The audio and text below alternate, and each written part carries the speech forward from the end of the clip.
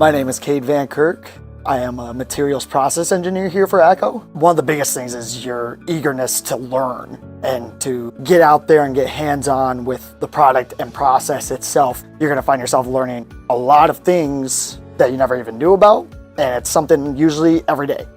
ACO makes different products such as different stainless hygienic drainage for the food industry. We'll make industrial manufacturing polymer drains that can go for manufacturing facilities, or we'll make fiberglass channels going along within airports as well, or even for F1 formula tracks. It just depends what you want.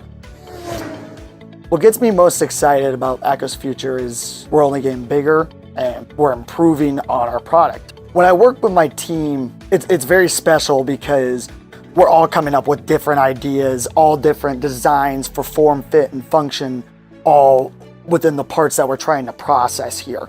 And whenever we have a problem, we're gonna seek it out no matter what. We'll form strong bonds with one another, at least cohersing with one another. It's very much a sense of community here. I really do feel like that. We'll always strive to better one another no matter what.